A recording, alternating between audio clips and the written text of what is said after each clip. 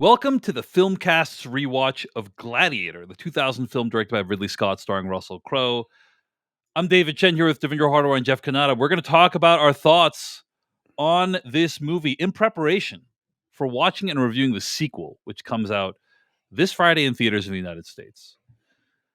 Now, in the past, we've mentioned this movie, Gladiator, a few times. Devindra and I have said we're big fans. We'll see if that fandom has continued to hold up. But Jeff Kanata, I recall you saying you were not such a big fan of this movie. Yeah. So I'm curious, revisiting this movie, perhaps decades later, what did you think of Gladiator?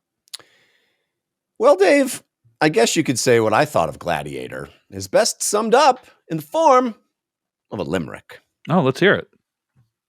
They all said this movie's exquisite. I thought it was bad, so is it? Are you not entertained? I was not, I maintained. I guess I should do more revisits. Oh, okay. Promising. It's not a great week for Jeff's credibility. But I submit it shows a facile, evolved mind when 20 years later you don't hold fast to the same opinions. I 100% agree. We should celebrate this. We shouldn't give you a hard time about it. I had a very odd experience watching this movie because the entire runtime I was sitting there going, what didn't I like? Yeah. This is what we say, Jeff. I know. You're going to dance on my grave, and you're more than welcome to. I'll welcome you to the We've done fold. that enough this episode. Yes. So yeah, go ahead. Go ahead, Jeff. Again, I welcome the revision. Luckily, this is not and shall never be episode 800. Yeah. So thank God. Not a great week for the real Jeff heads out there. I.e. me, the lone Jeff head. I enjoyed watching it, and I kept going, what was I so upset with? I think at the time I really did not like Joaquin Phoenix's performance. Mm-hmm. And I just felt like the movie was, I don't know. I'm really struggling to think back. It's 24 years ago. Yeah. Can I throw this out there, Jeff? Were you reacting to the fact that this movie was insanely popular? Like, it was a huge thing. It dominated the culture. And I think that kind of dominated some of the response to it as well. I think I had a real love for Crouching Tiger, Hidden Dragon, and was very upset that this beat that for Best Picture. I also am annoyed about that. Yeah. I also thought it was criminal that they gave the Best Actor to Russell Crowe for this movie, because I think his performance is excellent, but it's not the Best Actor of the year. That was a weird year, man. It was a weird year. Yeah. So I don't know if those resentments played into it. Again, it's 24 years ago, so I've seen the movie precisely once and never revisited it until now. So, I just had this memory of not thinking it was anything special. And I think that's the problem, is that it was heralded as being something extremely special. And maybe that's, my resentment grew. Right. It's like, no, the real special thing that year was Crouching Tiger. And I agree. Yeah. Anyway, so. By the way, for the record, other Best Actors that were nominated that year: Javier Bardem for Before Night Falls, Tom Hanks for Castaway, man, yeah, that's Ed Harris for Pollock, and Jeffrey Rush for the movie Quills. So those are the other nominees. I don't think I ever saw the first one you mentioned, Before Night Falls. Before Night Falls. I don't think I ever saw that movie, but all the others I think are more deserving. Wow. Than Russell. I think Russell Crowe's great in this movie, but he's doing movie star stuff, right? He's doing Tom Cruise, grizzled, stare at somebody and tell them to go screw themselves. It's like, it's not, I don't know. It's not, I think at a certain point, you can't keep giving Tom Hanks the best actor. That's true. This is true. I think that performance in Castaway is pretty remarkable. Anyway. Yeah. And it's a heavier lift, right? It's a heavier lift on pretty much every level. Anyway, I don't need to relitigate the year 2000. I will say rewatching this movie, I found it to be much more entertaining than I remember. Are you not entertained? I am. It is grand in scope and grand in length. And I think that, it could benefit from being a little shorter by the end and the big breakout and like all that stuff. I just felt a little fatigued because we've been through so much at this point. He's had, there's a moment where they're standing in the center of the thing and he's like, I'm going to kill you. And Joaquin Phoenix is like, then do it. And I'm like, yeah, do it. And then he's like, no, I'll do it later. And it's like, well, why? Why would you do it? If you don't care about your own well-being, just murder him and then get killed by all the people standing around and done. We're done. But it's very Hamlet-esque. His whole his whole like not killing Commodus. Like there's multiple, and I should say, of course, we're going to spoil the movie. So there's multiple moments in the movie where he has the chance to kill Commodus and he doesn't. Right. Yeah. The big one being like the first time he meets him, he like grabs the little like arrowhead from the ground, and then Lucius comes in. He's like, "Oh, I can't kill Commodus in front of Lucius, not in front of a kid. That would scar that kid. I just hundreds of kids in the audience, and he's murdering people, nonstop. Yeah, he can't. I can't put Lucius in danger potentially. Like in this society, you don't show kids violence here." Well, I think he's afraid Lucius will be hurt, probably, but still, I mean, come on. Yeah, I do think I think maybe that was another thing that irked me at the time because I was fresh out of acting school in 2000. Okay. And this movie clearly has aspirations to be Shakespearean, and I think it irked me that it was like, it was Idiot's Guide to Shakespeare from my perspective, right? I mean, a little bit. Yes. I freely admit that maybe that was an unfair kind of pompous look at a kid who was, had grand aspirations himself and was fresh out of college and felt like I knew everything and I young and I think I looked at the movie industry in a different way than I do now. I wasn't reviewing films. I was watching far fewer of them a year than I have almost every year since. Right. I was a different person. So, yeah. I still think this movie is not what I would have chosen for Best Picture. I don't think it elevates to that status. I do think it is entertaining.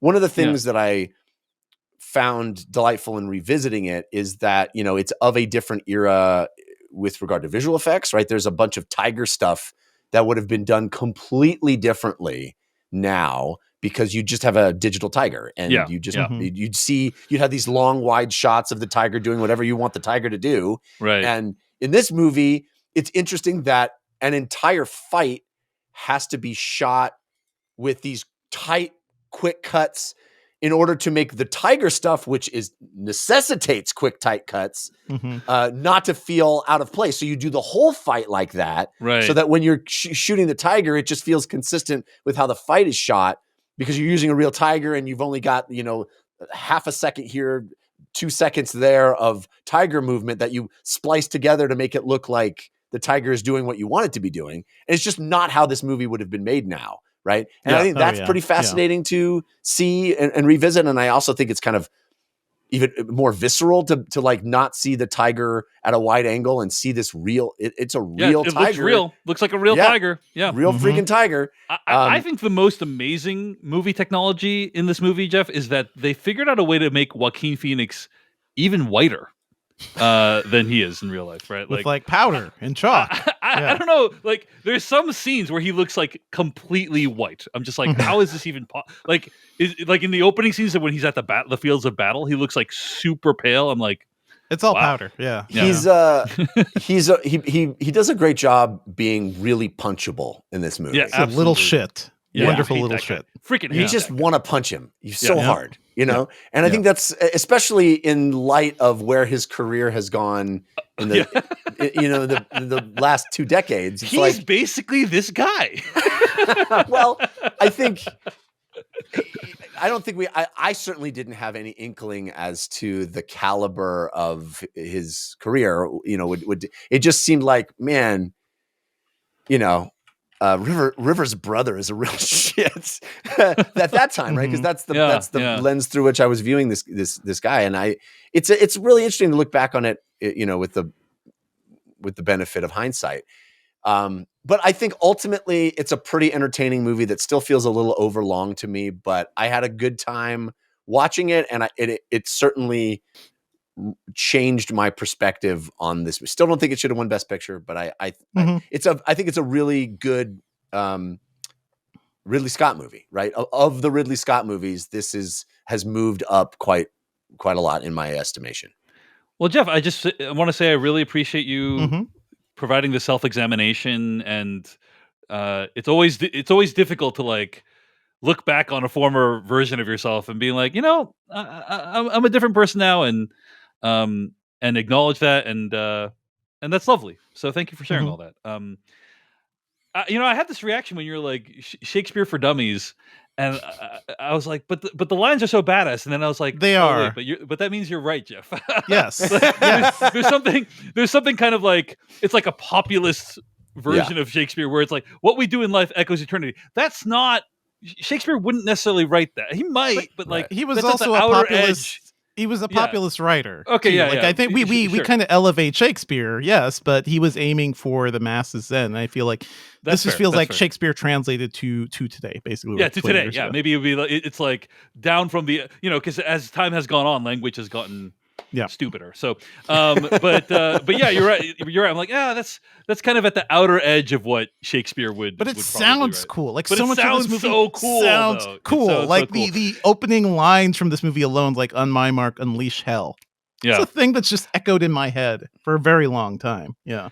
Unleash hell, what we do in life echoes in eternity, strength and honor. My name is, the whole speech of my name is Maximus Decimus Radius. Like, so are you not entertained? Like, this movie gave us so many quotable lines that was like really remarkable.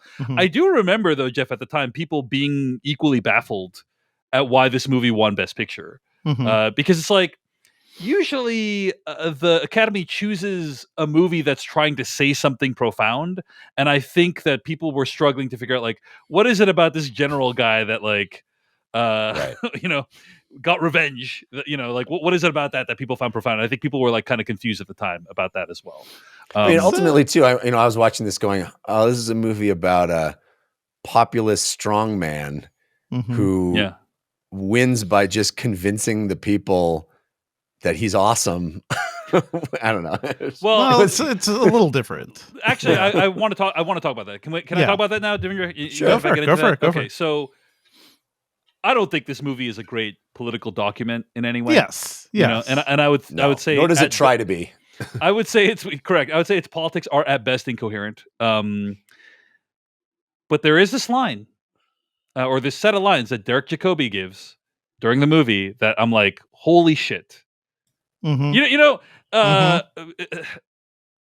Dune books and movies. We talked about Dune Prophecy earlier in the podcast, and like, one of the depressing things about the Dune books is you see parallels in the Dune books to like society and religion over the course of the last 100 or 1,000 years, and it's because it was written to have that tone. Right, Frank Herbert had that in mind. Yeah, it takes place hundreds of yees in the future, and the idea is that like, hey, humanity is doomed to repeat these cycles of factionalism and warfare and so on.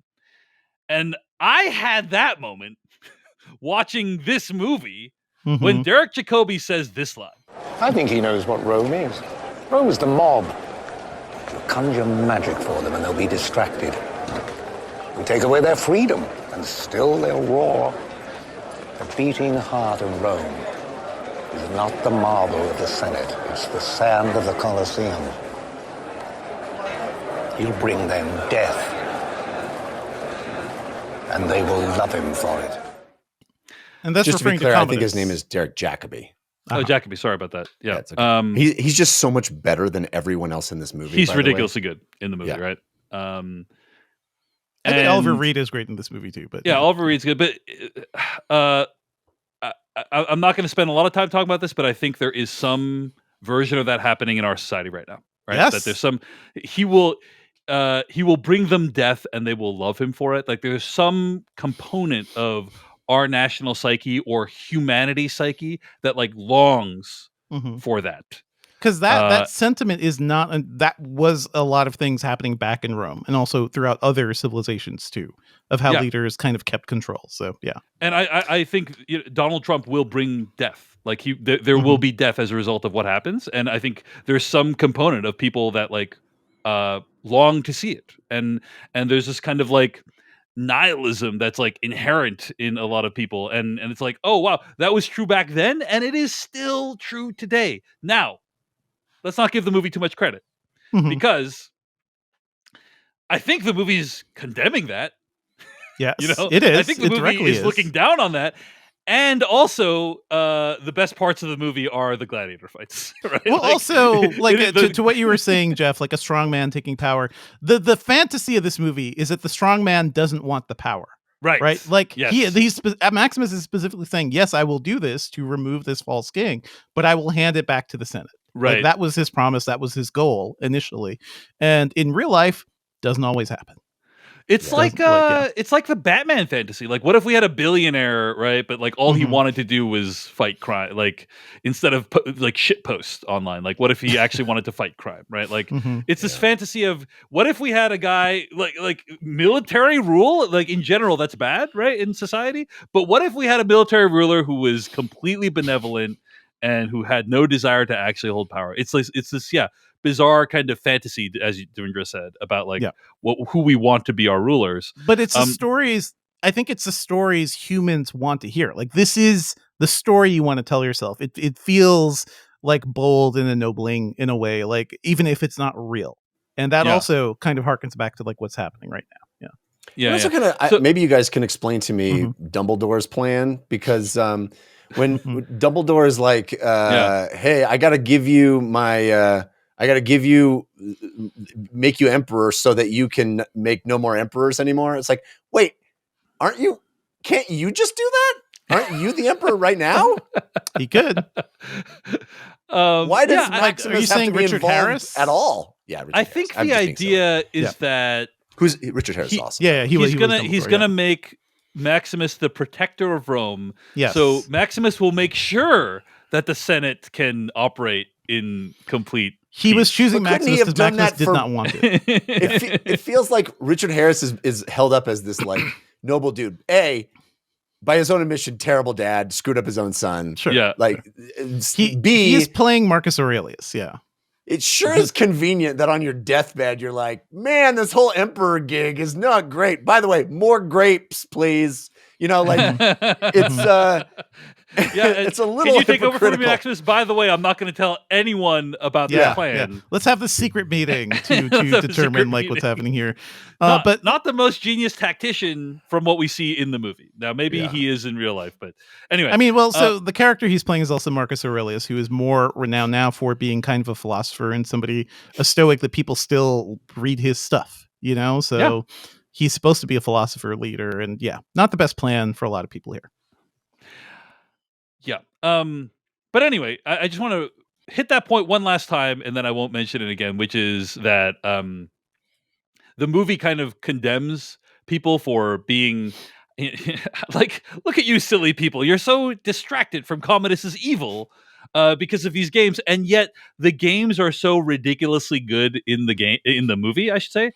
You know, the fights are so ridiculously good. That is what a lot of people are tuning in for when they're watching it in the 20th century as well, right? Or the 21st century is these fights. So it kind of condemns the fights and also makes them awesome and probably the most entertaining part of the film. I mean, how could you not is the thing. And that's just an odd tone for a movie to take. It's there's also this movie this is a pre 9/11 movie. Like the world, America was such a different place too. Like just think about like what this movie is saying politically and how things immediately change. Like when I think of Kingdom of Heaven and how that feels more like a response to the insanity of the Iraq War and everything. Like it is really interesting to look at these movies in their specific time frames. Yeah, it's a good point. Devindra, anything else you thought of or came to mind while this rewatch? Let me just say, hitting play on this movie just brought back all the feels, all the vibes. I did not know how much I missed kind of the sort. I haven't seen this movie in over a decade, probably. I think I showed it to my wife like on Blu-ray at some point. But just the sound, right? Hans Zimmer's score for this was so everywhere to the point where it was probably a little overplayed after a point, but it is so bold and unique. It was in a little bit of the trailer too. Like it just really gets you up and going. But this movie opens in a way that is also just really chill. And it's also something that I think was copied quite a bit after. It's Maximus just hands through the wheat field and everything. Like this movie really hits on a lot of things that Ridley Scott does well, which is aesthetics. You know, you give this man a good script and let him like have fun with the aesthetics of it all. And you get something that's like just I think truly unique, even if the core of it feels like something we've seen before. Like at the core of it, this movie is Mad Max. This movie is about a protector whose family was killed and he goes on revenge. You know, except in Mad Max it was rebels that did it and not like the actual people in power. But even down to the shot where his son and daughter are mowed down, that feels very much like the Mad Max road frame. So That kid there's just a lot needs of that. literally just run to the side of the road, kid. Yeah, just run to the side of the road. Just run to the side of the road. But it is very, there's a visceral nature of a revenge story that I think people just like. Russell Crowe, he's not, probably was not the best actor of this year, but certainly a really interesting action hero, right? Because these days, if you want a person to star in a movie like this, you got to get the abs. You got to get the big muscles. You got to be like Kumail, who really built himself up for that movie where they never even showed off his muscles, right? And Russell Crowe just looks like, yeah, this guy goes to the gym occasionally.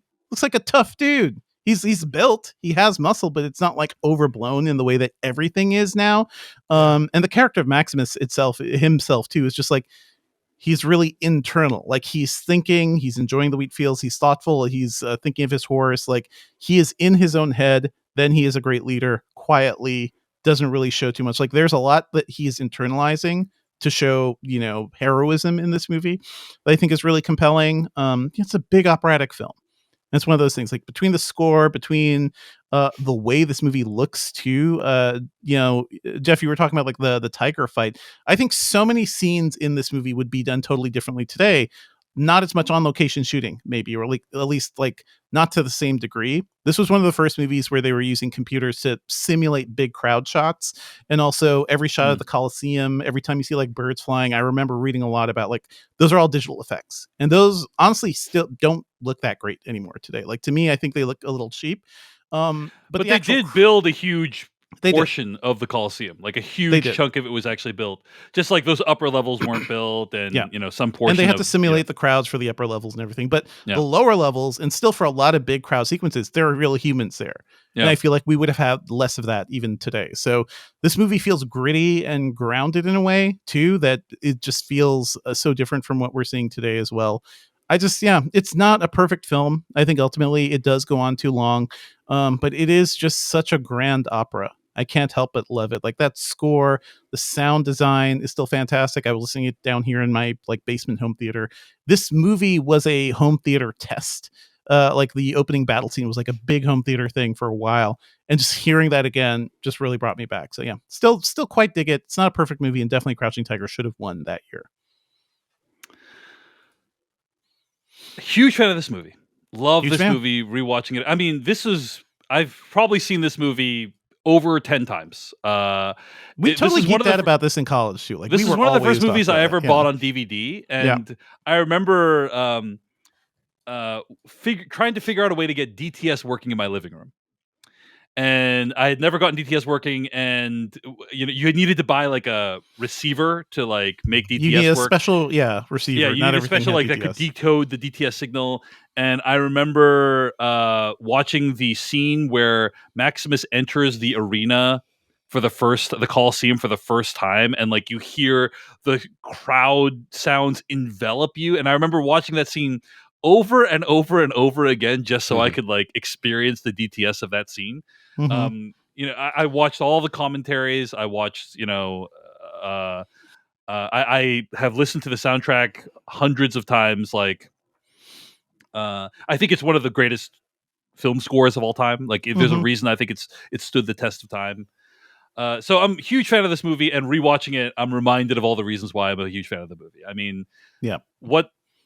I don't think either of you have really talked about is the movie spends the first third of its runtime making Russell Crowe into the ultimate badass, right? Yes. Like it's Yes. incredible how good of a job it does at making Russell Crowe the ultimate badass.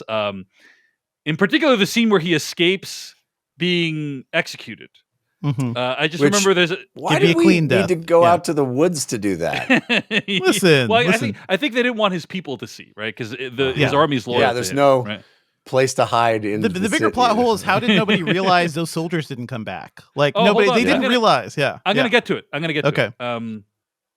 So anyway, but I remember like there's this, he like escapes and then he like flips the sword over with his hands tied and cuts the Yeah. guy down. Yep, And then yep. like then he throws the sword. It's like poof, poof, poof, poof, poof, poof, and it like comes Yep. out of nowhere and kills it. Yep. It's like, oh, this guy is so. And then he becomes a slave and then fights his way up. And then I love like he wins the first battle. That's cool. And then you can tell like time has passed because then he just gets up and everyone's like, Spaniard, everyone's like, everyone knows who he is. They're like acknowledging him, and it's just like, oh my, this guy is like untouchable. And you understand why. And it's rare that a movie like this was the time when we had movie stars, guys, Mhm. and I know that like Jeff and I disagree on like whether we still have them or not, but like I think we don't have movie stars like Russell Crowe anymore as he was back in this time. And I think once you see Gladiator 2, you will agree with that assessment. Well, I think even Russell Crowe kind of thought that too. Like after a while, like he did not stay in Maximus shape. Very quickly after this, like looking at him in Body of Lies and everything. Give me a movie where I'm on the phone just talking to the young guy on the field.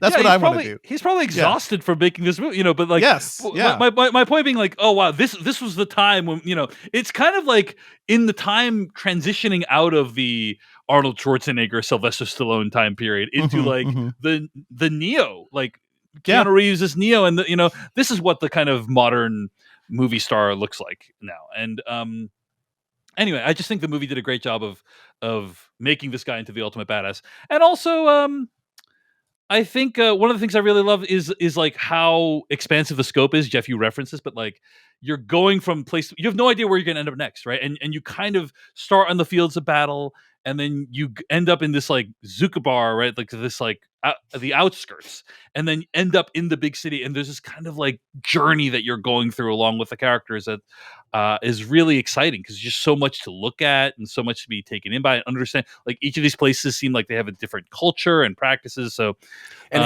how he shoots those early sequences. Devindra talked about the big fight at the beginning, but even those city moments, it's just such a busy frame. You'll have Russell Crowe like in this market, and there's horses and people and chaos, just tons of extras, all costumed, and the density and richness of absolutely how it feels like a lived-in world because just the mere shot of going from point A to point B is full of life. And I think that's a testament to like Ridley Scott's eye, but also the scale with which this movie was approached with real people. I think is the thing. Yeah, I think like today you might try to have the similar thing, but it would all be CG. You'd have like CG fill in all these little details in the background, but you could tell like I know there's a lot of great visual effects used in this movie, so I'm not dismissing that, but like this was the cutting stuff, off point between practical and like more visual effects in the background. Yeah. A lot of because Lord of the Rings comes out real. right after the next year after this. Right. You But know what I mean? a lot of the stuff in frame does feel very real in a way that it often doesn't in modern day movies. This movie has an extended edition. It sounds like neither of you guys watched that one.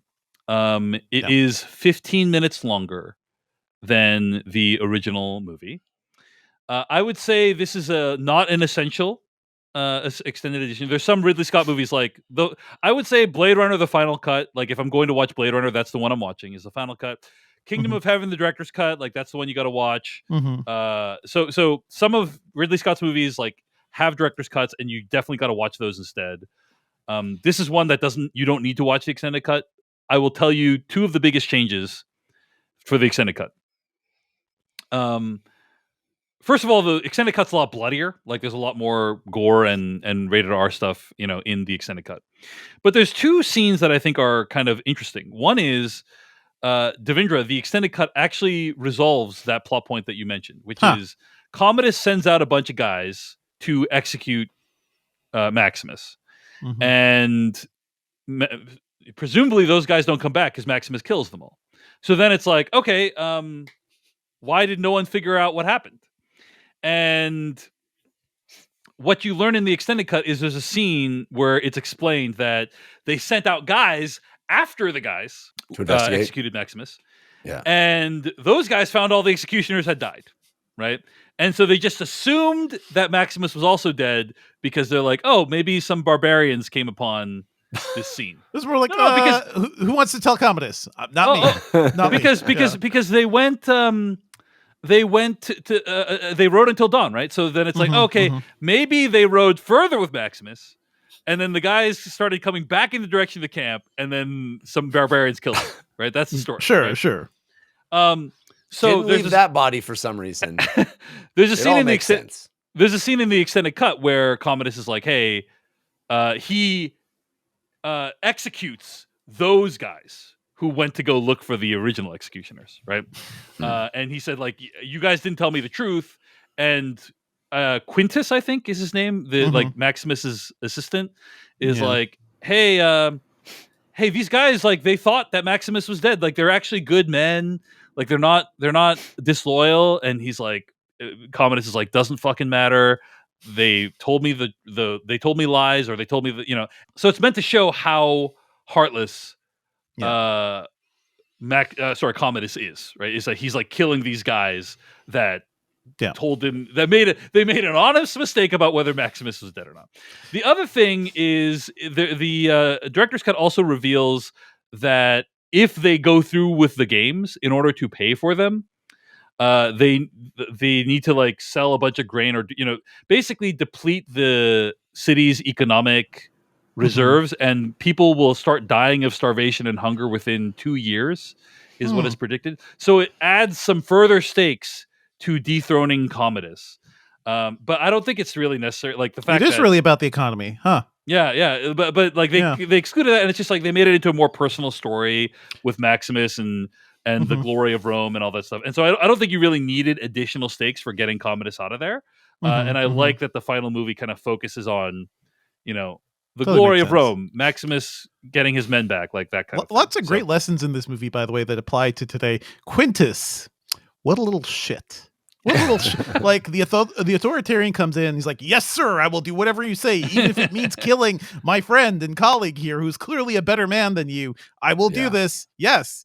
I like that he has his heel turn at the end, but yeah, guys, don't do everything. I think I was always distracted by the fact that Quintus speaks with an American accent. Yes. Yeah. It seems like they didn't care about any accent. Just whatever accent is fine. I would. That's not true. I think they wanted everyone to have a vaguely British accent. Because It was certainly vague. Yeah, Russell Crowe's Australian. He didn't use an Australian accent. Like they use like a kind of vaguely British accent but everyone except Quintus, Which again makes zero sense because no one spoke with a British accent. Absolutely, but for Americans, it's like that's the foreign accent, and that's fine, So, by the way, Derek Jacobi, at least when I graduated from college, the way he uses language in this movie is so freaking amazing.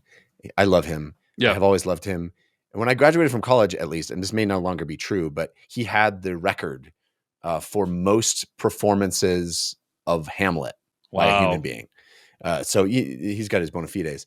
My favorite moment in this movie, I think. Go ahead. Is it Derek Jacobi related, or is it? No, go ahead. Yeah, well, can I just piggyback off that please. for a second? Yeah. There's the scene with Derek Jacobi and Commodus in the Senate is really awesome, and he's like, "Have you ever embraced someone dying of plague, sir?" And he says, "No, but if you interrupt me again, I assure you that you shall." It's so that's good. a great moment. Okay, so go good. ahead, Jeff. Yeah, he's brilliant.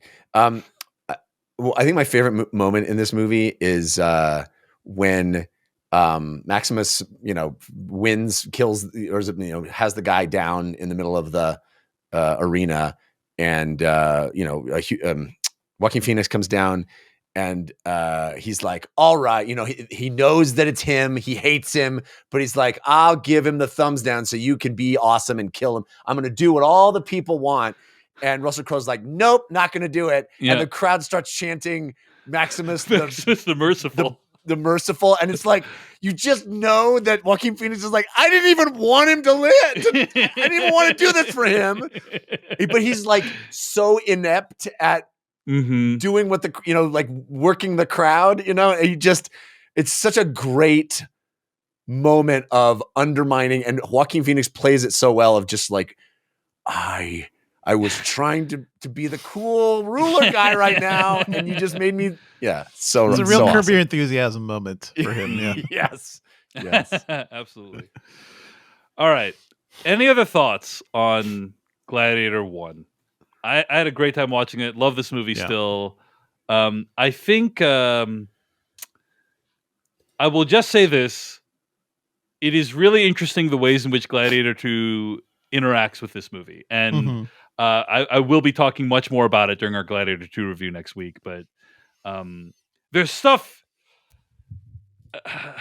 when you watch a sequel that references the first film, it's like one of the questions you have running in the back of your mind is, does the stuff that happens in the sequel like enrich and deepen the stuff from the first film, or does it cheapen and make it more shallow?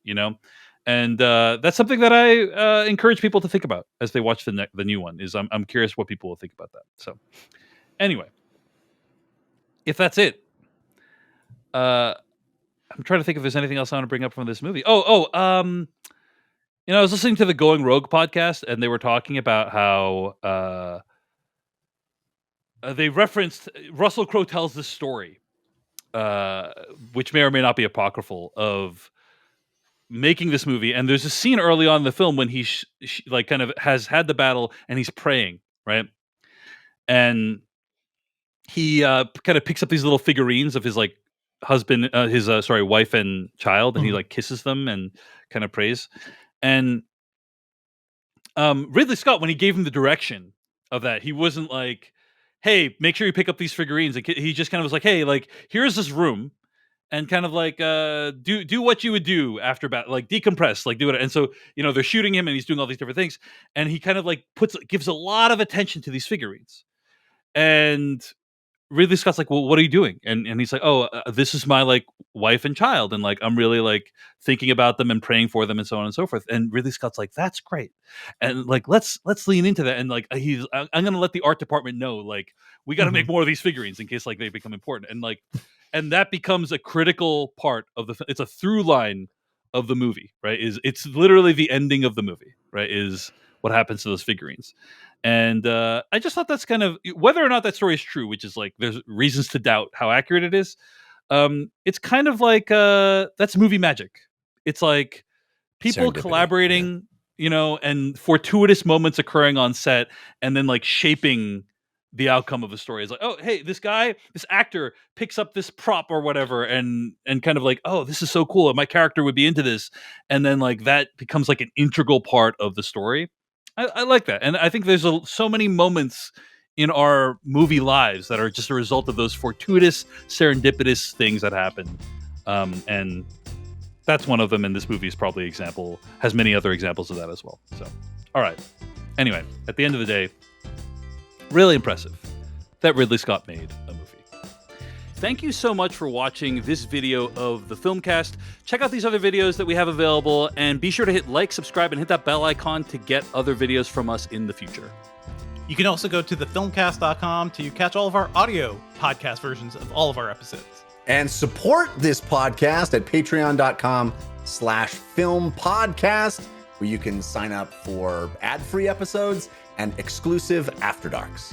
Thanks so much to everyone who makes the Filmcast possible.